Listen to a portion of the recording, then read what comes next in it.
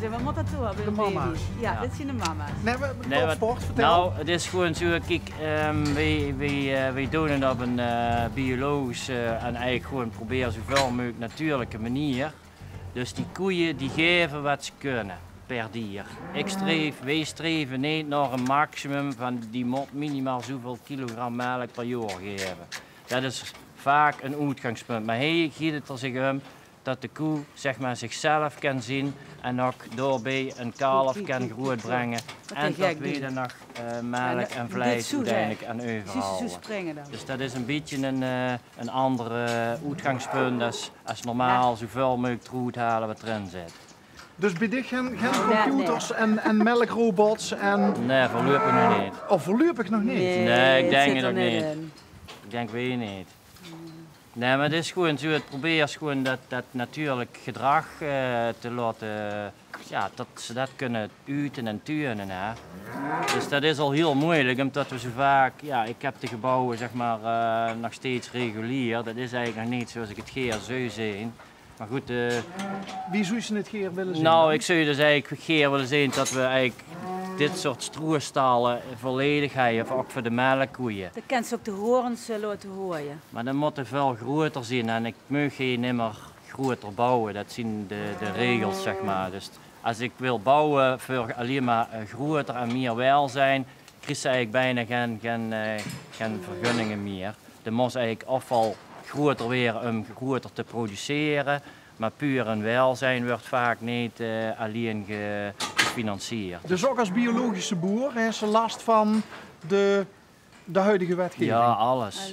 We tellen gewoon mee in het reguliere systeem. Ja. Ziet je ook nog Malieveld geweest? Nee, durven niet aan, maar dat is nooit een kraaktraakt. We moeten wel van een lenen, maar we hebben er echt geen tijd voor. Biologisch vallen we daar eigenlijk wel weer. Dus, maar het is gewoon jammer dat we het respect voor het voedsel een beetje kwijt zien. Want dat is de basis, hè. De best wat ze eet.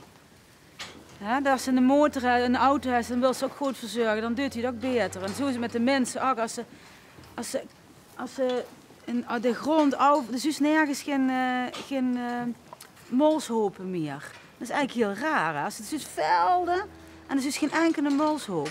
Dus dan zien er ook geen beestjes meer in de grond. Dus we eten en een patat kan wel heel mooi groot worden. Maar daar zitten dus niet meer de lekkere mineralen en de goede stofjes in. Ja. Dat is gewoon vulling. En hekrische voeding. Dat zien we natuurlijk ook wel een beetje zelfschuld met z'n allen, of niet? Ja, mooi, ja. We willen er niet voor betalen. Kijk, als ze 3 keer in de week een stukje vlees is, is prima. Dan hoeft ze niet elke dag een dikke biefstuk. Maar eet dan groot vlees. Als ik dich dan huur praten en ik zeg van eet 3 keer per week een stukje vlees, dan kan ze zich ook het permitteren om biologisch vlees te kopen. Dat is wat duurder, zeker. maar dat is gewoon de helft van de dag minder eet ze vlees, maar dan wel beter vlees. Als ik een brood bak van biologisch graan met echte boter en dan hoeft zich maar 2 snijden. En als ze gewoon een brood koopt bij wherever, dan heeft ze er misschien wel 4 aan nu. Er zitten veel meer voedingsstoffen in. Bakt zichzelf het brood? Nou ja, van deze. Maar ja, zeker. Dat is hartstikke leuk. Die zijn bijna zelf voorzien en dat is prachtig. We hebben een eigen bron.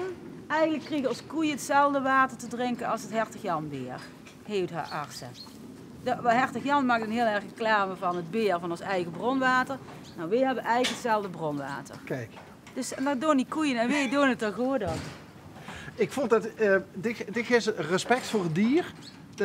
Dat zien we uit het oog verloren. Ja. En ik zeg net ook iets heel moois. Ik zeg van, heken de koe zichzelf zien of heur zichzelf zien. Dat betekent eigenlijk dat je, Duitsers zeggen dat altijd zo mooi vind ik, of augenhöhe. Dus je ziet eigenlijk, je beschouwt. Dat is gelijkwaardig. Ja, het is gelijkwaardig. Ja. Nou ja, ze zitten aan een andere kant van het hek. Dat is natuurlijk wel zo. Ja. Maar het is wel zo dat als ze respect geeft, dan krijg ze het ook terug. Dat is precies. De moest vertrouwen en respect verturen. Dan krijg ik dat ook terug. Dat is wat vaak ook bij stieren ook heel belangrijk is. Dus die fokstieren wat we hebben. Eigenlijk is er mij wel een schoven dat ik ermee bezig ben. Ik ga dan 112 al kloor aan de telefoon. Ja, Met een stier die haalde dan een koe bijvoorbeeld uit een koppel en dan de stier die wil het bewaken. Ja, en dat moest ze nou net weten te zien. Ik mocht er dan Dat helemaal ze, nee, dan maakt ze te veel drama. Dus dan moest ze op afstand blijven. Nou, het is gewoon... Ja, maar die is bezorgd. Ja, dat weet ik, maar door moest ze op afstand blijven, dan is er niks aan de hand. Maar dat respect, als ze nou een stier, zeg maar, het respect toont van hen is de baas van de kudde en ik ben de baas van de kudde en die. Dus dan laat ik hem in zijn waarde als ze bij de vrouwtjes is, zeg maar. Ja. Dus daar ga ik me niet bij bemoeien. En de stier, die snapt het. Daar moest ze dus ook met een bepaalde manier mee omgaan. Hè. Dat doet ze niet van vandaag op morgen, dat leert ze. Dat leert ze door kommer en kwel, leert ze dat zo. En die heeft ook wel eens over een prikkelhek gevlogen. Maar aldoende leert man. En kijk, het is niet zo dat iedereen hetzelfde is. Oh god, dit is toch zo leuk. Eigenlijk is dat ook een beetje loederen, hè? Dit is ook loederen, hè? Ja, dat is ook een schatje. Dat is goed, hè? En deze, die hebben dat ook gehad. Deze, die kieken er gewoon bijna jaloers naar. Die hebben ook geloederd. Ja, die hebben ook geloederd. Daarom kennen die de weg ook allemaal. Die staan nou ook sinds een week thuis. Kijk, nou is overal het seizoen. Boet is een beetje ten einde. Hè. Het groeiseizoen is ten einde. Dus de weilanden weer echt kaal door de regenval die we nu hebben, wordt het langzaam ook nater. De bodem, draagkracht giet zeg maar achteruit. Dus de haals veel via een huis. Kijk, we hebben niet zoveel land in eigendom dat ze zeg maar zoveel oppervlaktes is dat de koeien dag en nacht kunnen lopen. Dat zou je wel willen, maar dat hebben ze niet. Nee. Ja. Dat is gewoon zo. Nou, en daarom halen ze een huis, kunnen ze hier in de stroerstallen de winter doorbrengen. We hebben Koelvoort gewonnen afgelopen seizoen. En dat kregen ze dan zeg maar verstrekt gedurende de hele winter. Ja. En ja goed, afgelopen jaren is het wel heel lastig geweest met de droogte. Er is wel minder geoogst, maar goed. Het is, mogen we best zeggen, het is, kijk, als zich een kalfje 2 maanden bij de koe luidt, dat kost dus heel veel melk. En het levert dus, we kregen er niks extra voor betaald. Dus we zien wel een beetje geitenwolle zak. Want het stiet nergens. Koe, kalf is in het winkeltje stiet. In het winkeltje. Die mensen hebben die. Ja. Toesbasis, daar is het allemaal, daar stiet het zeg maar, daar is ook een meerwaarde voor. Die mensen die hier in het winkeltje komen kopen, die waarderen ons erin, zeg maar, van, nou wat je doet, dat vinden ze heel fijn. Ja. Terug naar de basis, hè? Ja. Klinkt heel cliché, maar, volgens mij wordt dat heet tot kunst verheven. Heb je altijd zo geboerd, Peter? Nou, ik boer sinds 1999 op de biologische manier, dus echt gecertificeerd. En daarvoor word ik zeg maar wel al met die gedachte. Maar ja, toen had je nog geen internet, dus dan komt ze nog niet zo wie. Dus dan moesten ze overal naar collega-boeren moesten zoeken via. Om gegevens en informatie te krijgen van ja, hoe kan ik het eigenlijk weer op mijn manier dat ik denk dat het eigenlijk wel logisch is. Biologisch is logisch, maar dan moest ik nog wel een beetje uitdokteren hoe dat hier in te passen. Biologisch is logisch. Ja, komt ook op mij enorm logisch over allemaal. Ja. Met de huidige situatie en regelgeving en heel veel boeren die niet lekker in hun vel zitten door de huidige omstandigheden, boeren die ermee uitscheiden. Blijf geen boeren? Zult je ook zelf blijven boeren in het Nederland? Ik zou wel willen, maar dat is wel... Het is een hele lastige situatie in Nederland. Ja. En daar mogen we best wel hardop zeggen dat het echt voor zo'n ondernemingen, zeg maar, wat we eigenlijk ook zien. Er wordt op heel veel schalen wat betreft wetgeving gecontroleerd en er moet heel veel aan ons verdiend worden, zodat eigenlijk de kan ze bijna gewoon niet meer opbrengen om dat nog allemaal te bij te houden. En dat is voor ons en dat is voor de reguliere boeren, jongens en tuiners, is het net zo moeilijk met de huidige wetgeving die er allemaal nog extra elke dag bij komt, om dat bij te houden. Dus ik weet niet hoe het allemaal in de toekomst zal zien, maar Nederland loopt wat dat betreft voorop en ja, die geven al het juiste signaal van jammer, maar... Boe! Boe! Ja. Ja. Maar het is echt, ja, het is gewoon heel moeilijk. Dat is wel zo. Wij hebben het net zo moeilijk als regulier, ondanks dat we bio zien. Ja. Want we vallen qua wetgeving, huren we overal hetzelfde onder. We worden niet anders beschouwd. Dus Jammer.